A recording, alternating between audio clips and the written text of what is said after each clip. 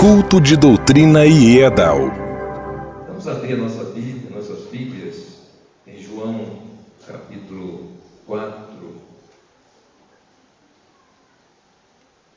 do versículo 22 ao 24. João, Evangelho de João, capítulo 4. Versículos 22, 23 e 24. Vós adorais o que não sabeis. Nós adoramos o que sabemos, porque a salvação vem dos judeus. Mas a hora vem, e agora é, em que os verdadeiros adoradores adorarão o Pai em espírito e em verdade, porque o Pai procura tais que assim o adorem. Deus é Espírito, e importa que os que o adoram, o adorem em Espírito e em verdade. Quem pode dar um amém por esta palavra? Quem diz isso? Glória a Deus. Meus queridos irmãos, o texto que nós lemos, um texto por demais conhecido, pregado, até cantado, né? Em louvores que fala deste acontecimento, deste encontro que Jesus teve com a samaritana e a samaritana com Jesus. E esse texto é um texto que geralmente nós pregamos quando falamos do tema, geralmente missionário, ou do tema evangelístico.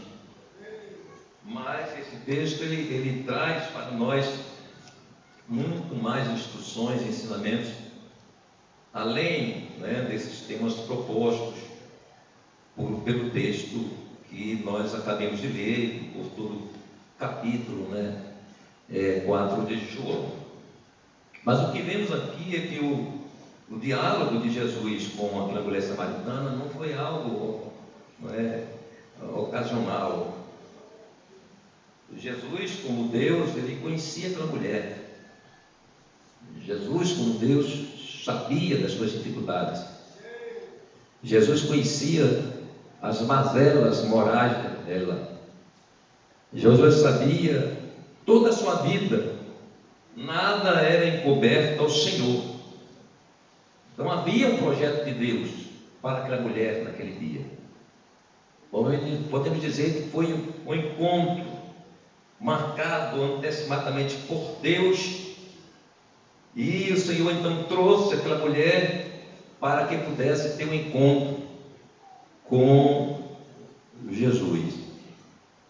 E sabemos muito bem que aquele encontro trouxe um impacto muito grande à vida daquela mulher.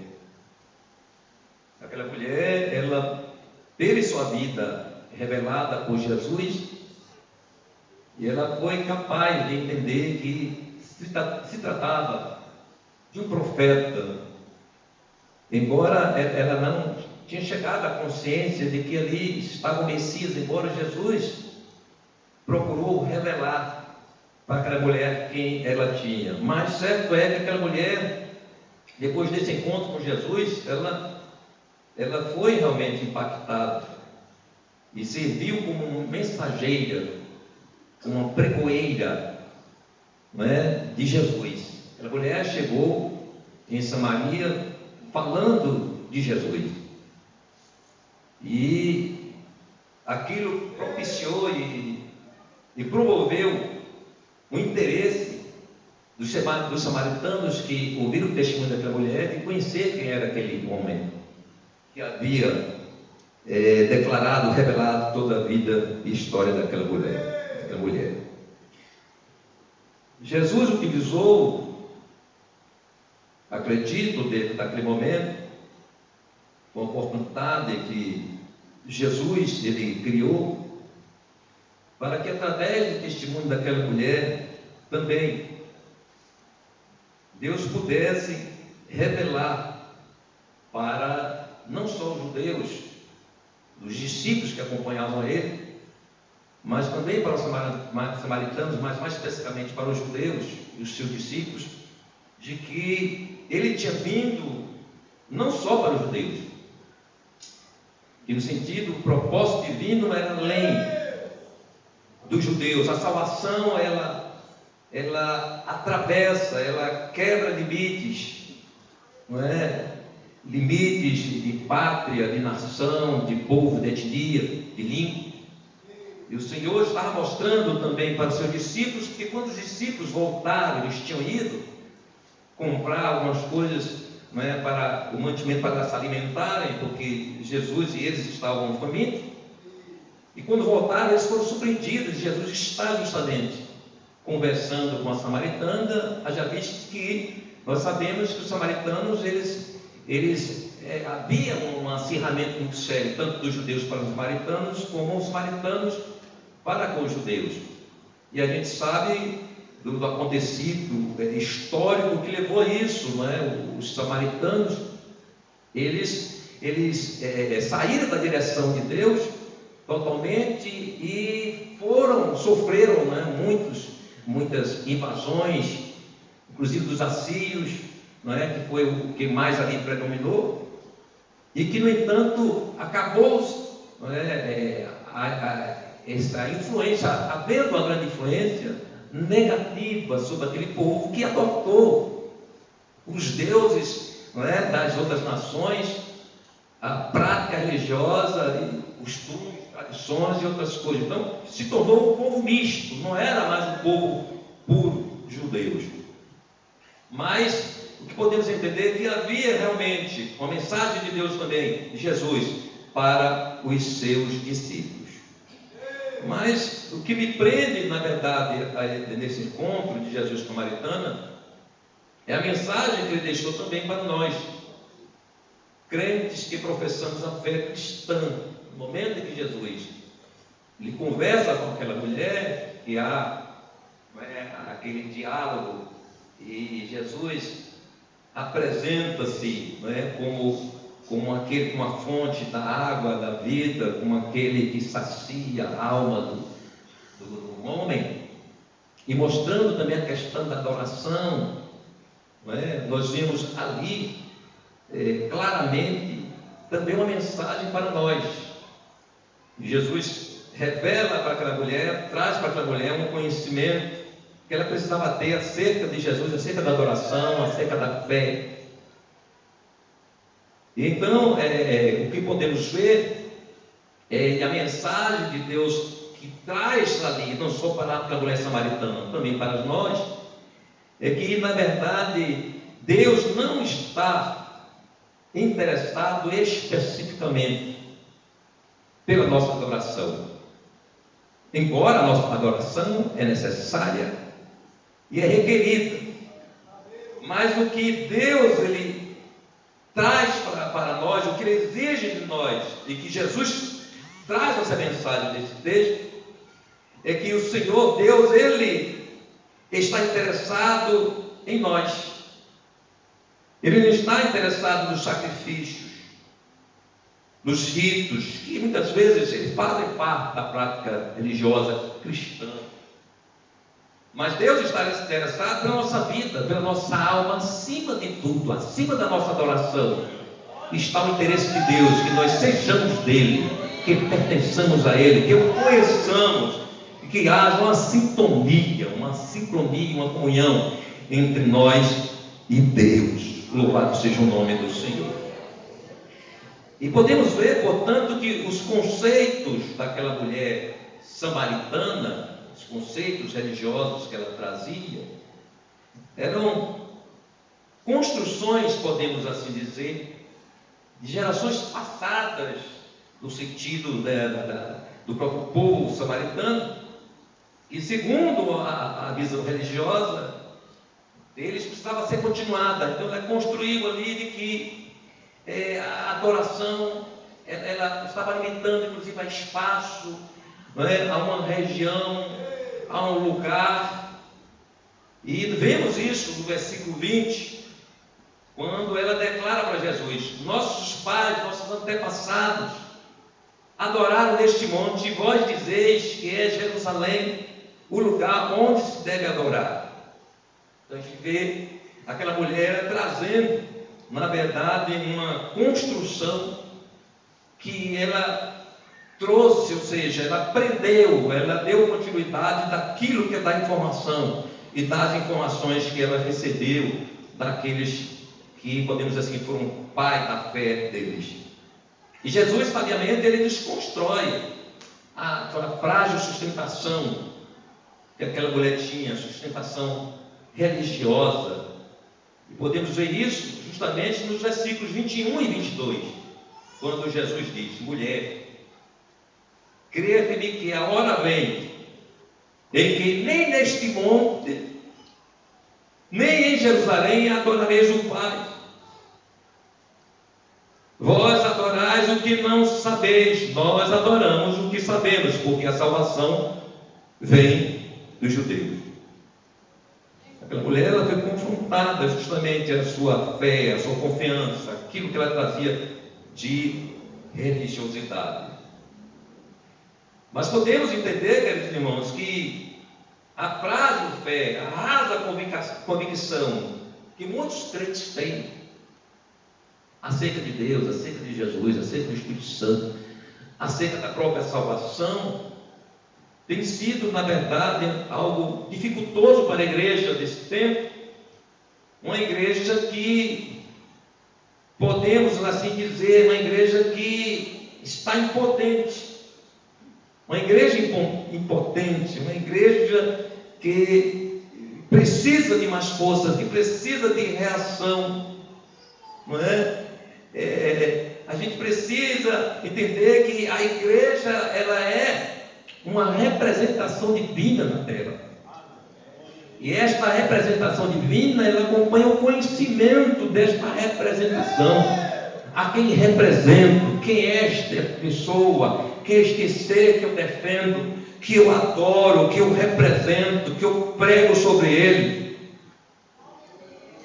E vemos, portanto, nesse tempo, a necessidade urgente de um despertamento espiritual. É mais do que urgente, é emergente mesmo, para que a igreja ela venha fluir nesse tempo tão necessário, de que a igreja apareça, de que a igreja se manifeste, que a igreja traga para este mundo, aleluia, a solução das suas mazelas, das suas dificuldades, a solução, né, para as pessoas que estão em conflitos espirituais, conflitos também outros pessoais, sociais.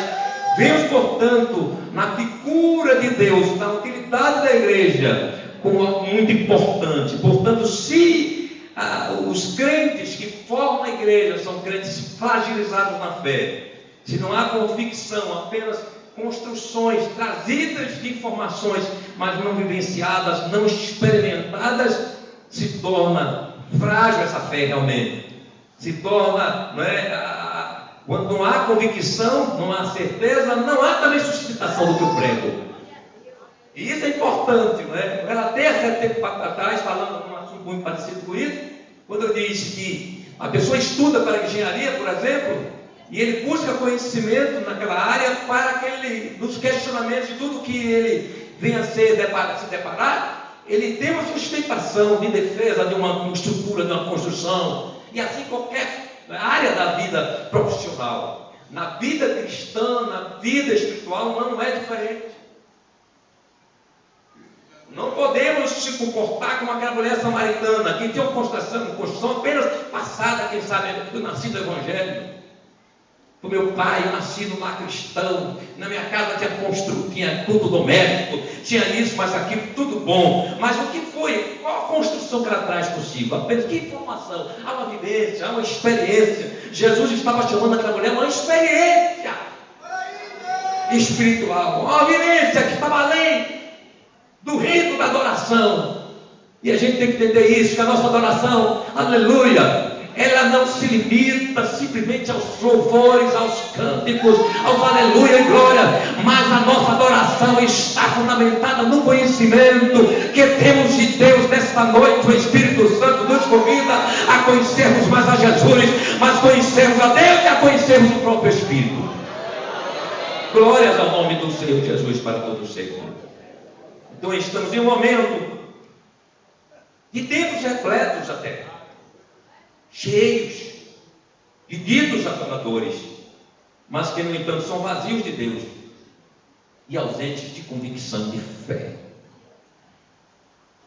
E é dentro dessa perspectiva divina que Jesus, ele nos faz refletir, inclusive no texto de Lucas, no capítulo 18, verso 8, parte B. Eu gostaria que alguém pudesse continuar. Nilson, pega o microfone aí que o senhor é bom de leitura de Bíblia, e me ajuda aí, por favor. Lucas 18, versículo 8, parte B desse texto.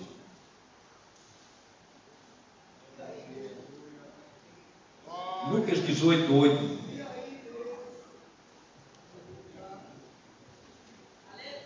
Quando, porém, vier o Filho do Homem, porventura, achará fé na terra? Esse texto, ele é fantástico. E a gente reflete aqui, meu Deus, de tanta coisa que a gente vê hoje acontecendo, de tantos crentes frios, tantos crentes inseguros, que crentes não sabem o que quer, crente hoje está no ministério, amanhã está em outro. E essas coisas todas, ela traz, embora tenha situações que são mudanças que se faz necessária muitas vezes, porque a pessoa não quer morrer, não quer perder a salvação, ela usa muitas vezes como um escape. Mas estou falando aqui de insegurança espiritual, de não ter convicção, de não saber o que é salvação, de não saber quem é Jesus.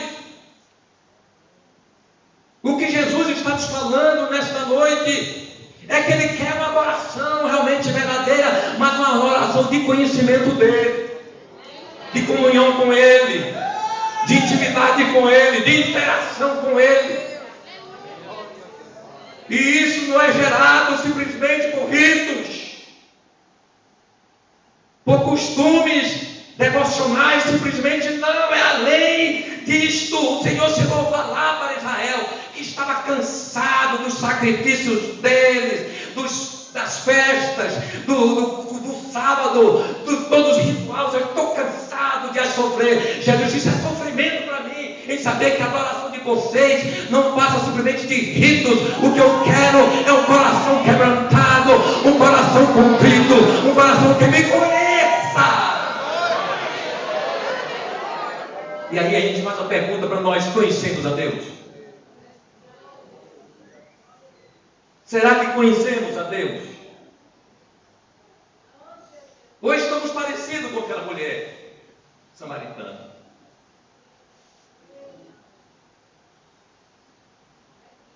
É preciso a gente entender, irmãos, que essa ministração, e eu quero fazer isso entre os irmãos, que quando a gente me sobre nós.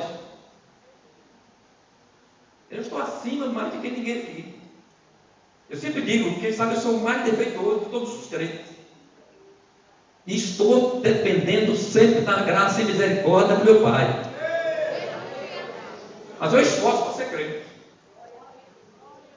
Eu luto para ter minha convicção cada dia aumentada.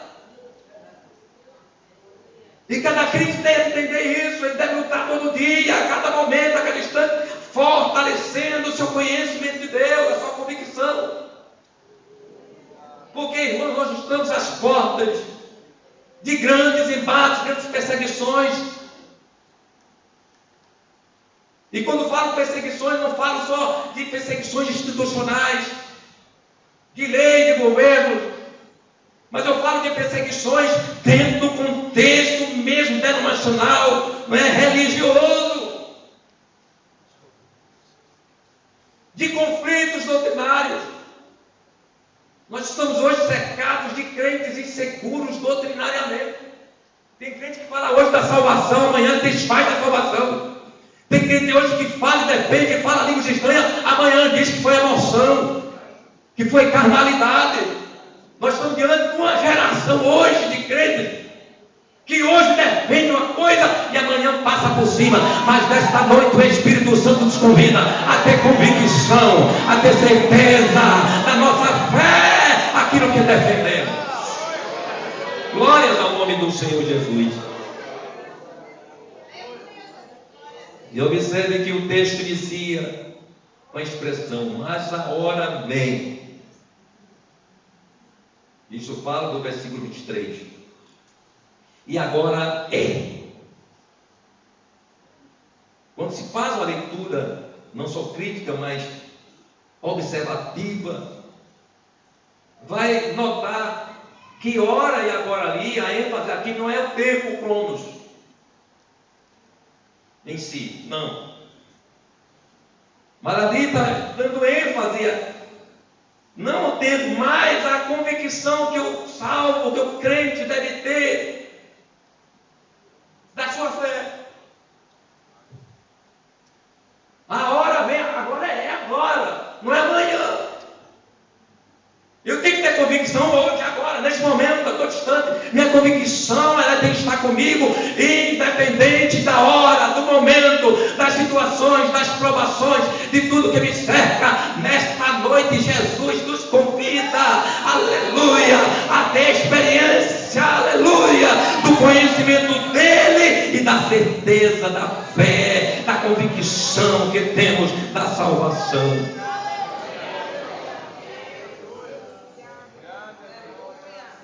Observamos, portanto, que Jesus, ele apresenta também para aquela mulher o início de uma nova aliança, em substituição a uma dispensação, uma antiga dispensação.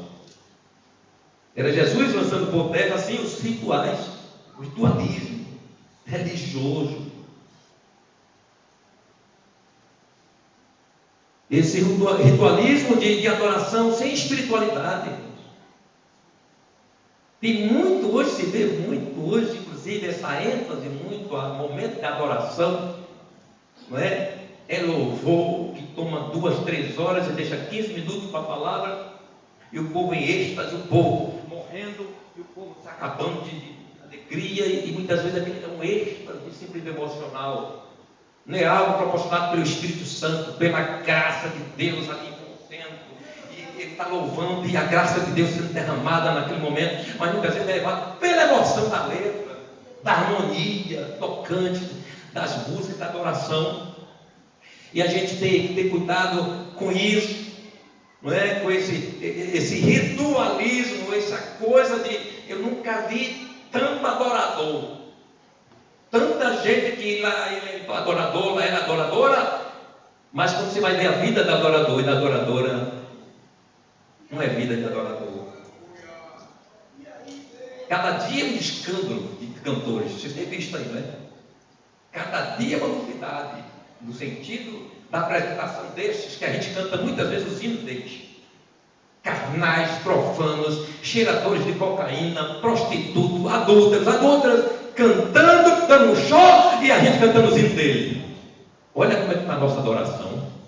Sem uma crítica, sem um estudo, sem observação de quem é essa fonte. Não pode sair, botar a mesma fonte, água doce, água e água salobra. Ou é salobra ou é doce. Não pode nascer no pé de melancia uma abóbora, vai nascer melancia. E a gente não tem que saber esse discernimento da adoração. Nós somos empolgados. A adoração, ela realmente é tocante. É tanto que o céu é adoração o tempo todo, porque toca mesmo. A oração sensibiliza. E nós temos que ter cuidado, porque nesta sensibilização que traz a música, a adoração, o Satanás, que é também um que estava envolvido na adoração, antes de cair, ele vem acompanhando a adoração, para distorcer a adoração, para comprometer a adoração, para tirar o foco da adoração, para confundir a oração. Mas nesta noite o Espírito Santo nos convida a ter discernimento daquilo que é e daquilo que não é de Deus. Levante sua mão e adore ao Senhor, porque o Espírito Santo está te revelando nesta noite. Às vezes nos preocupamos com a adoração, com as tendências. E isso é preocupante mesmo, porque uma adoração não verdadeira, uma adoração que não é pura, ela traz dificuldades às manifestações espirituais da igreja, ao fluir do Espírito Santo. Porque Deus, ele habita em meio à verdade, porque ele é verdade. Deus é Espírito de verdade. A adoração tem que ser Espírito de verdade. É algo que tem que ser levada muito a sério essa questão. Nós estamos aqui não simplesmente sentados nesse banco porque somos assembleianos. Porque fomos batizados, temos que estar que obedecer uma cartilha, um ponto doutrinário, não é? Uma defesa de fé que a Assembleia de Deus coloca, mas muito mais do que isso, irmão. Nós estamos aqui porque somos convictos de que existe salvação, que existe a condenação, que existe um céu, que existe o inferno. Sabemos que é Jesus, sabemos que é Deus, sabemos que é o Espírito Santo, e isso é que nos traz vir aqui. O que nos traz vir aqui não é um compromisso simplesmente humano de cumprir um calendário de semana de culto. Estamos aqui porque estamos para adorar aquele que merece toda a honra, toda a glória, todo louvor. Aleluia, e toda adoração, se isso é verdade, levante a sua mão e adore a Jesus. Aleluia. Jesus, ele expressou através da sua vida, disse de que realmente interessante para Deus é um coração identificado com ele e a sua palavra. A adoração, portanto, só terá sentido quando o adorador, ele é o próprio sacrifício. Não é o dele, se é ele. Ele está cantando, mas é ele que está ali sendo sacrificado. Não é a expressão simplesmente vocal, oral, corporal. Não, é aquilo que está fluindo de dentro do seu ser, da sua alma. A gente precisa refletir isso. Jesus estava mostrou o tempo todo, e especificamente para aquela mulher, que adoração, nós somos o próprio sacrifício queimado no holocausto da verdade, da sinceridade diante de Deus. Que não adianta cantar o que eu não sou, nem pregar o que eu não vivo. Não adianta eu vestir, tem que vestir mesmo, e ostentar algo que eu não sou. Aqueles que já não vestem, já assumiu, já é aquilo mesmo. Mas o disfarce, Deus abomina isso. Então não pode ter disfarce na adoração. Porque a adoração, ela deve ser expressão da verdade da minha alma, do meu espírito, do que eu estou vivendo.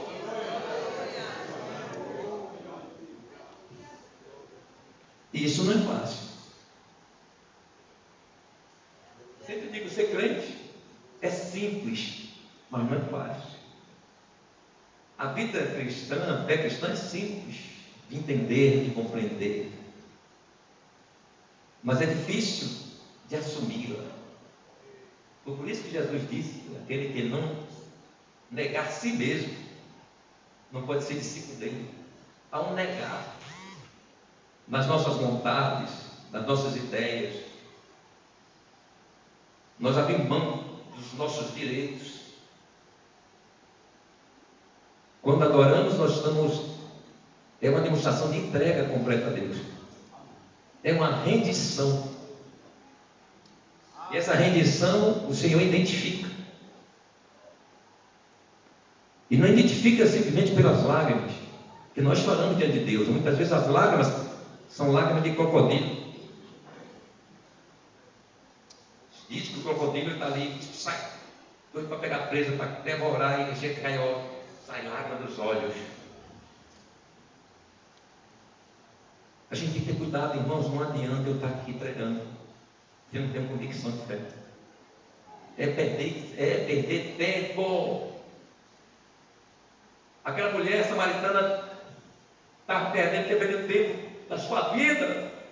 Precisou ter um encontro com Jesus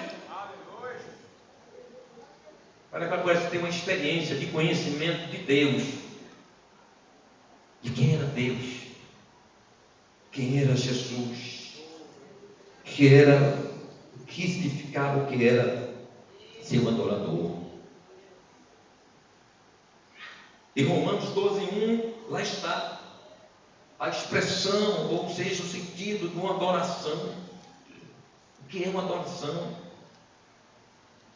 Aquilo que, a nossa devoção, que é, irmão, você pode ler, por favor, deixa um pouquinho mais conhecido, Romanos 12:1.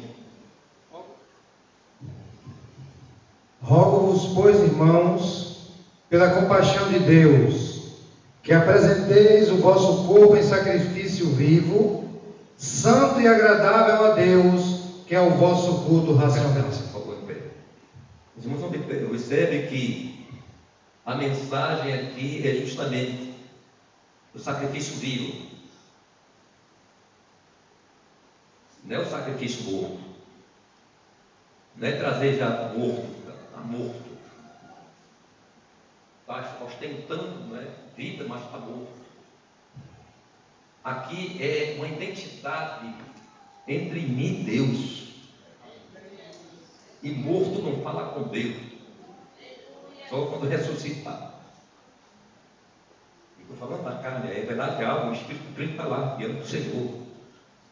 Eu estou falando do entendimento daquilo que expressamos como vida, como ser humano, que está aqui formado de corpo, alma e espírito. E a gente precisa compreender essas coisas. O 1 Coríntios 5,8 está trazendo também que nossa adoração ela deve firmar-se na sinceridade e não na aparência. 1 Coríntios 5,8.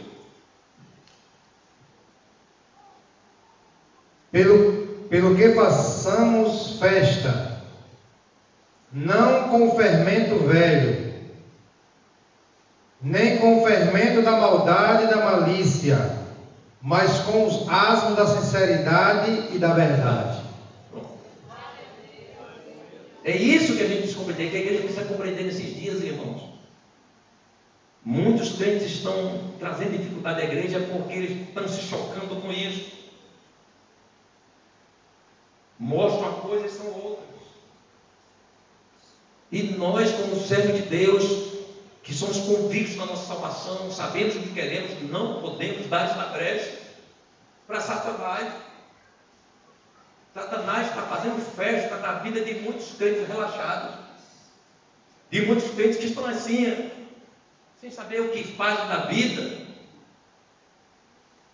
crentes totalmente distraídos com a fé, com a sua própria vida, não ora, não lê a palavra, raramente até vem para culto, só aparece na Santa Ceia ou domingo à noite.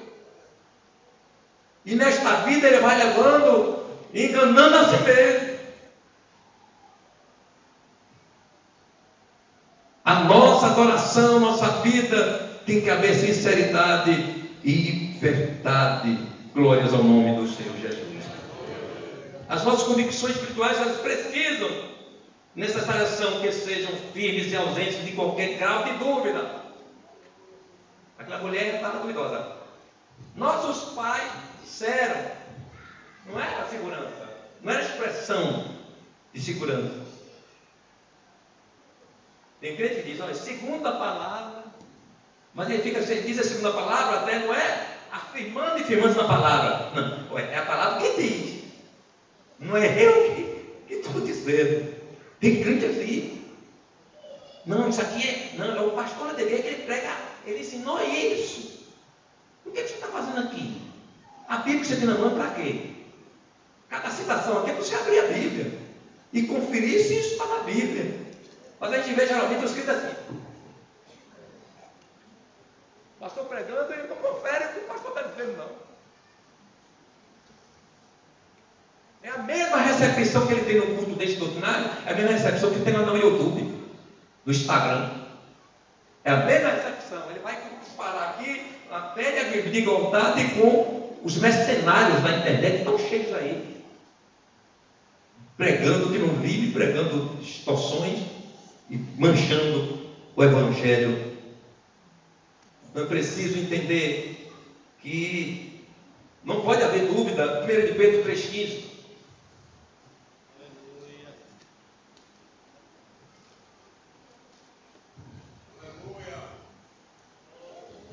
Antes, santificai a Cristo como Senhor em vosso coração, e estáis sempre preparados para responder com mansidão e temor a qualquer que vos pedir a razão da esperança que há em vós. E aí, se alguém lhe perguntar se é crente, você sabe responder? Ei, por que você carrega essa Bíblia? Ei, por que você veste assim? Você sabe responder por quê? Ou você vai dizer assim, não, porque a minha igreja, ela proíbe. convicção, eles, quando fala com ele, não, é porque na minha igreja não aceita isso. Sim, mas tem uma sustentação bíblica para ele. Você tem que dizer assim, olha, a palavra de Deus diz isso, faz aquilo, dizer por que você se sustenta, em que você se sustenta. Não, é porque minha igreja vai no trabalho, não, olha, eu não posso usar calça não, porque minha igreja não aceita. Mas ela não sabe dizer, olha, a Bíblia orienta. E a Bíblia sempre tratou que deve ter diferença, inclusive de roupas entre homem e mulher. E na nossa cultura está tudo embolado aqui. É homem vestido como mulher, mulher vestido como homem. E aí fica essa confusão. Então, o que estou falando aqui, trazendo para os irmãos, é que eu tenho que ter convicção do que sou, minha gente.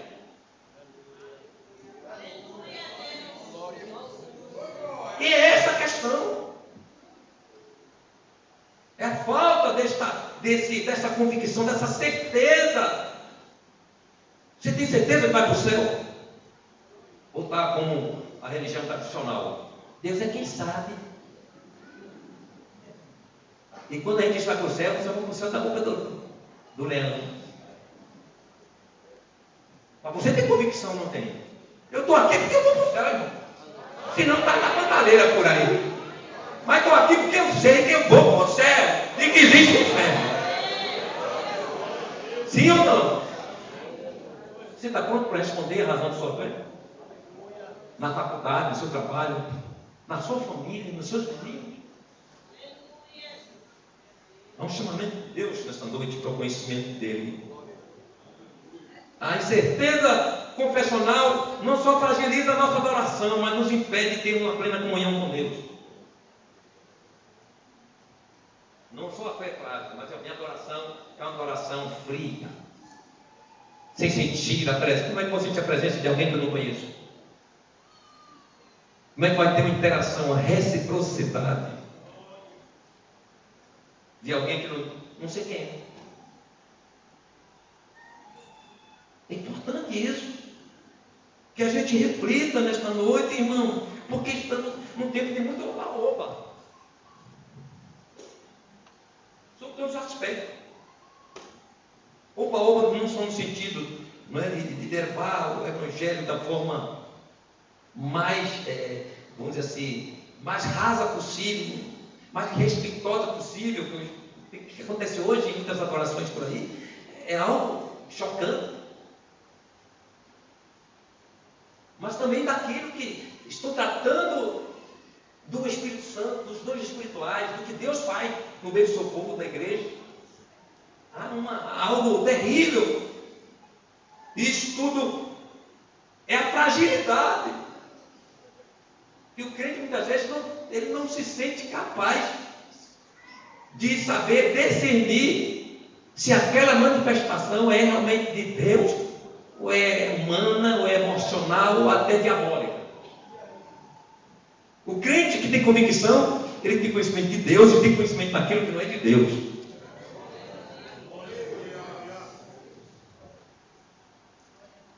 Está entendendo? Amém? Veja a declaração que Paulo faz sobre a convicção do seu apostolado e de sua fé. Em 2 Timóteo 1, versículos 11 e 12.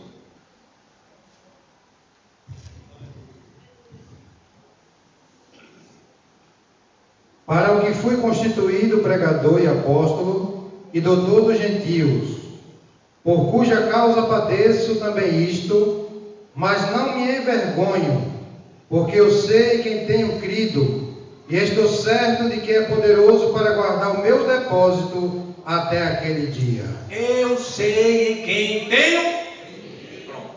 Você sabe? Mesmo? E por que hoje está fervoroso e amanhã está igual uma geladeira?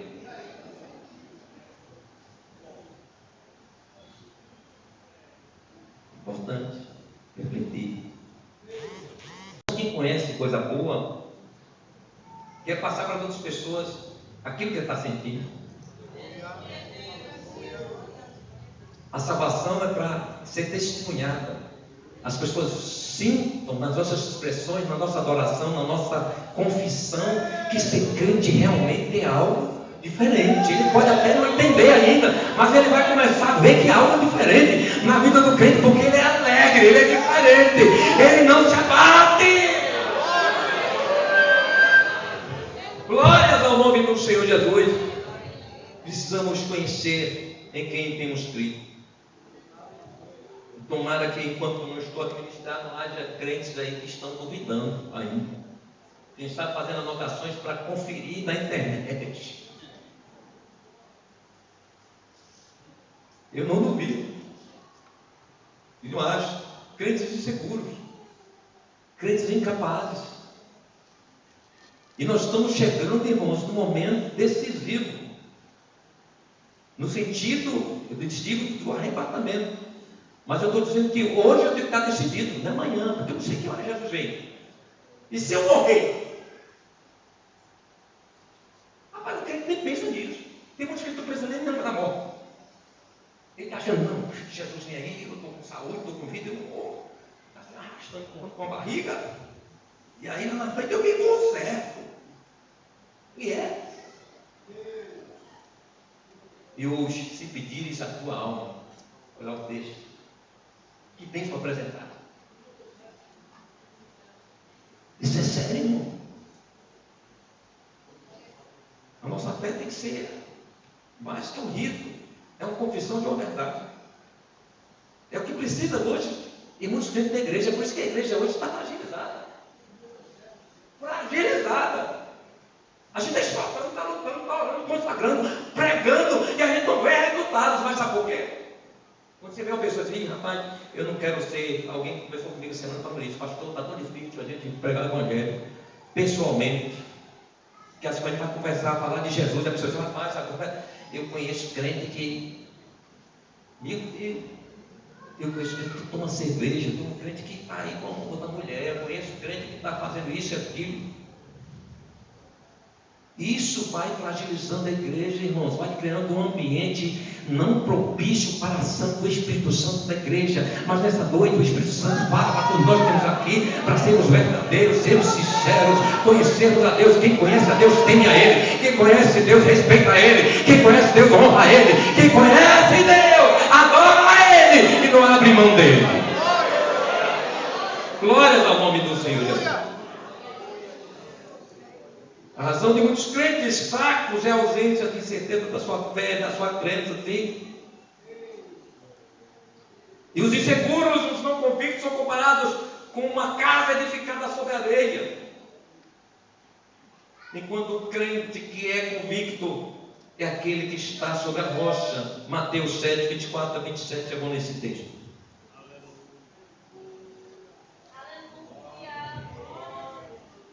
Todo aquele, pois, que escuta estas minhas palavras e as pratica, assemelhá-lo-ei ao homem prudente que edificou a sua casa sobre a rocha.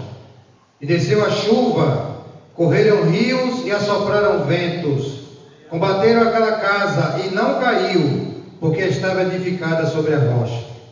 E aquele que ouve as minhas palavras e não as cumpre, compará-lo-ei ao homem insensato, que edificou a sua casa sobre a areia. Desceu a chuva, correram rios e assopraram ventos, e combateram aquela casa, e caiu, e foi grande a sua queda. Esse é o crente que não tem convicção aí. A tempestade vem, meu filho. Vem. Todo dia eu enfrento uma. Quem não enfrenta tempestade aqui todo dia, ore para Jesus mandar. Para você aprender a remar, para você enfrentar, saber enfrentar o mar. Crente fragilizado, a sua casa está edificada no nada. Aí você vê desviar, render a sua fé facilmente. Ô geração que se vende fácil. Meu irmão, se a gente passasse, quando eu vejo aquele hino que é criticado, inclusive, né? É uma crítica que persiste. Eu queria ver. Queria ver, filho? Ver. É quem está na arquibancada. É a geração hoje, que a gente quer ver os outros sofrerem. os outros pregarem, os outros testemunharem, os outros evangelizarem, e você?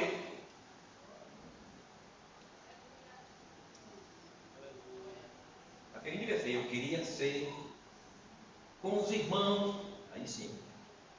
Mas eu queria ver os irmãos na arena, isso é um de hoje, quer ver? A igreja, o culto é espetáculo, a festa é espetáculo, tudo é espetáculo para ele.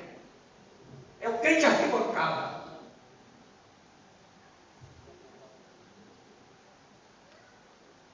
O povo de Deus, Israel, teve momentos difíceis dessa convicção. E um dos momentos mais difíceis foi na época de Elias. E a gente sabe aquele confronto entre Elias e os profetas de Baal. É muito interessante. No versículo 18, verso 21, capítulo 18, verso 21, meu rei, eu vou ler aqui, Manilson, rapidinho. Algo interessante, diz assim: então Elias se chegou a todo o povo, a Israel, e também os outros estavam ali, de Baal também, de Acabe e tudo mais, e disse: até quando cocheareis entre dois? Muito interessante, está no final desse texto. Ele diz assim: se o Senhor é Deus, segui. E se Baal, segui. Aí o texto diz: porém, o povo nada lhe. Será que estava em dúvida? Meu Deus, tem crente assim? Tem. E é o mais tem outro. Crente inseguro. Hoje ele, eu falei dele aqui daqui a um pouco instante. Hoje ele está defendendo a coisa, amanhã ele está passando por cima. Hoje ele briga pelo a linha da Bíblia, amanhã ele diz: rapaz, não era bem assim. Eu entendi errado. E vai continuar errado.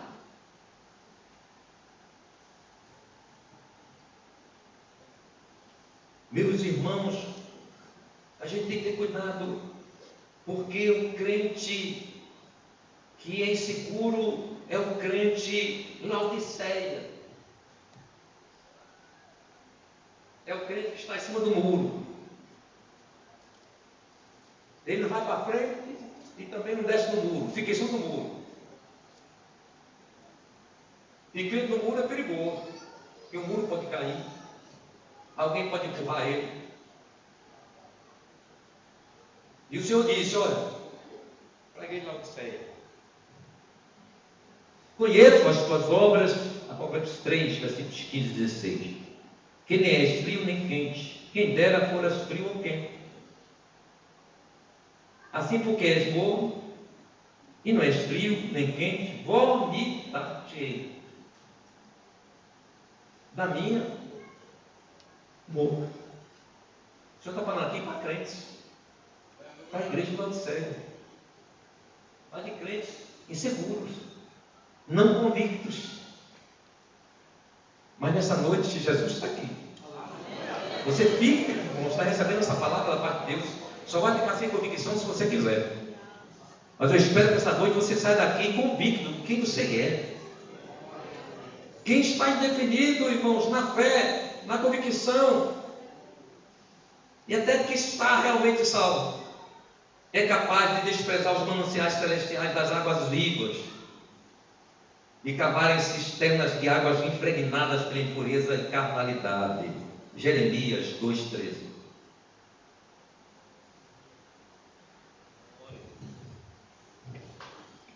Porque o meu povo fez duas maldades: a mim me deixaram o manancial de águas vivas, cavaram cisternas rotas que não retêm as águas. A água de cisterna não renova, não, irmão. É água presa ali, é água fácil de contaminação. Geralmente são contaminadas. Principalmente quando é lençol freático. Quando esse lençol freático ele está sofrendo ali, né? Derrames de fossas, de dejetos outros. Mas a água que flui, mananciais, ela renova. A água ela ali. Então o crente firme, tem convicção, ele é manancial, ele está também nos mananciais divinos do Senhor. É aquilo que Jesus disse em João 7,38. Quem crê em mim, como diz a Escritura, que é convicção. O que acontece? Rios de água viva flui do seu interior. É crente. É isso que tem que ser. Cada um de nós aqui precisa ser isso. Então quem está definido não cava cisternas. Ele não precisa. Porque ele é saciado pelos mananciais de Deus, que flui na sua própria vida, no seu interior. Crente convicto é produtivo espiritualmente. Salmo 1, verso 3. Pois será como a árvore plantada junto a ribeiros de água, a qual dá seu fruto na estação própria, cujas folhas não caem, e tudo quanto fizer prosperará. Plenitude espiritual. Crente convicto, ele tem plenitude, vive em plenitude espiritual. Ele está focado em Deus, focado em Jesus. Ele está, congrega, ele se sente feliz dentro da igreja. Tem crente, irmão, vem da igreja quase que a pulso.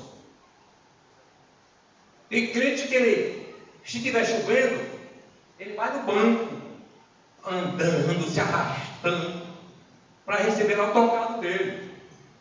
Mas se é por culto, ele não vem. São crentes indefinidos. Se Jesus vier no dia da chuva, meu Deus, está escapando aquele crente. Porque a chuva impede crente de ir para a igreja. Mas não impede de receber dinheiro no banco, não impede o crente ir para o aniversário, comer bolo, comer o churrasco. Mas é isso mesmo. E a gente quer viver aquela vida, oh Jesus, que encontro maravilhoso, que graça, que graça. Você está sentindo realmente. Se você despreza as coisas de Deus, os mananciais celestiais. Crente não convicto, ele não participa dos mananciais do Senhor.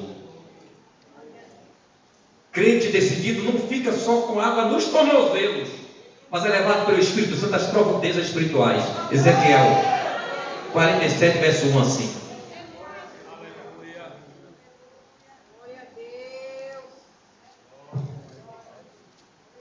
Na Bíblia tem Ezequiel 47, versículos 1 assim.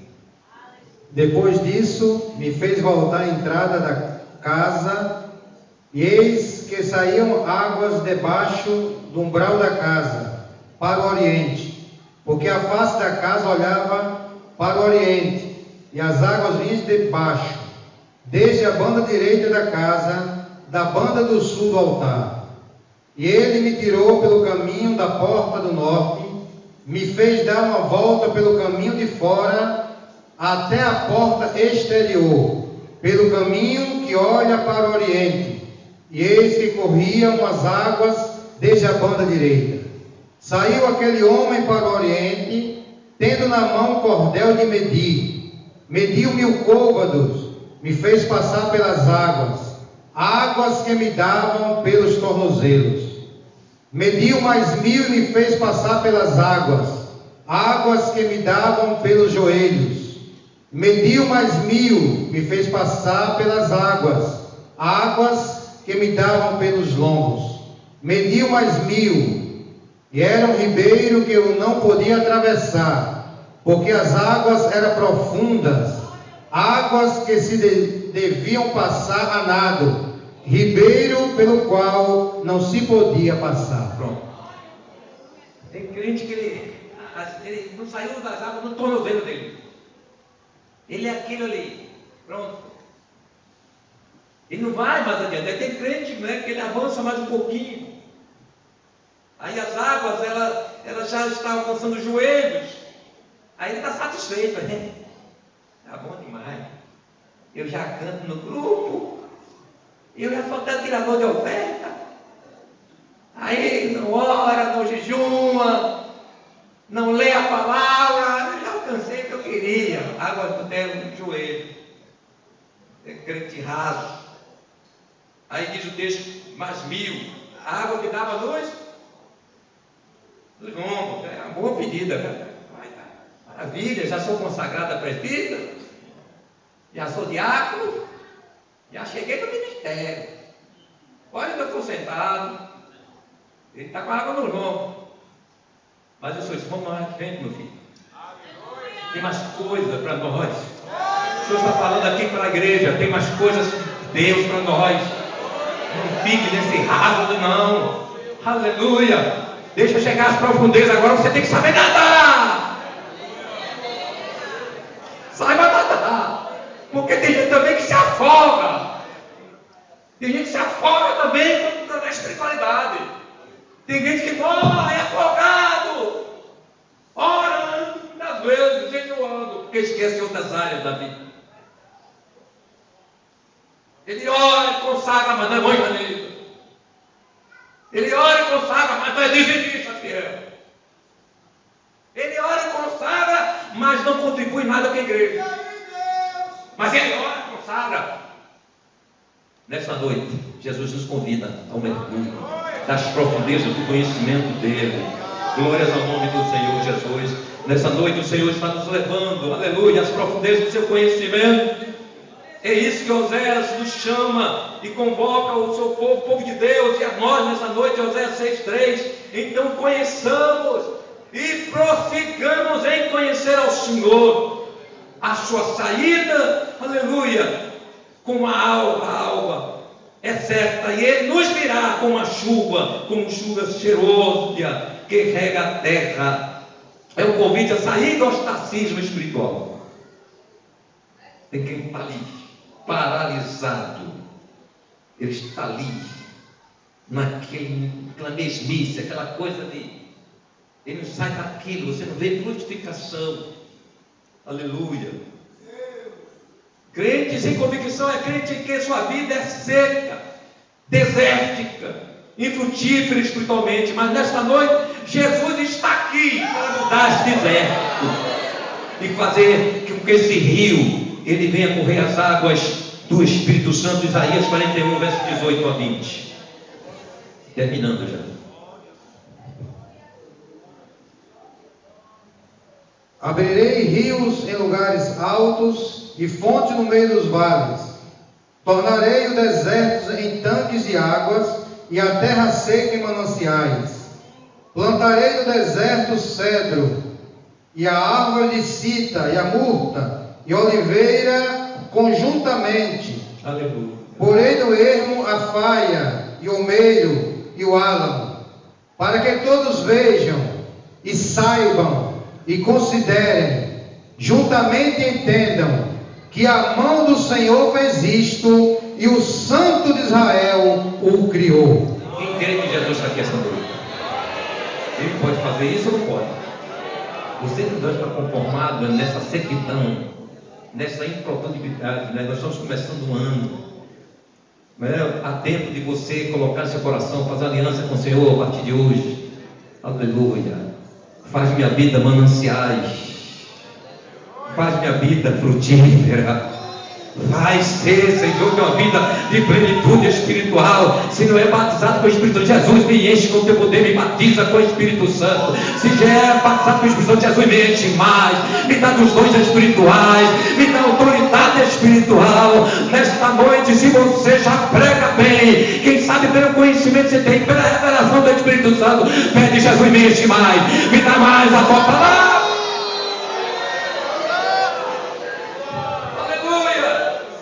Eu encerro dizendo que Deus, nesta noite, Ele exige adoração que expresse a presença santa da glória de Deus na vida.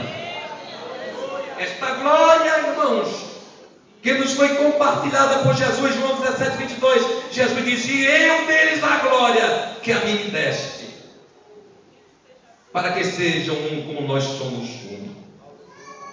Nesta noite recebe esta palavra. Viva uma vida de abundância espiritual. Seja mais que um adorador, seja um resplendor da glória de Deus, seja a expressão da verdade, para que o Evangelho seja autenticado cada dia mais nesse mundo tão tenebroso, esse mundo necessário da salvação de Deus. Esse mundo apodrecido precisa da glória de Deus que está na igreja. Glórias ao nome do Senhor Jesus. Eu encerro usando um texto que nós lemos, mas especificamente os versos 23 e 24, mas a hora vem E agora hoje, agora, nesse momento, em que os vereadores e adoradores adorarão o Pai, em espírito e em verdade, porque o Pai procura tais que assim adorem. Ou seja, o Senhor dá importância, o Senhor Ele deseja essas pessoas. Deus é espírito, e importa que os que o adoram, o adorem em espírito e em. Que Deus nos abençoe, que Deus nos ajude a sermos isso que Ele requer de cada um de nós. Amém?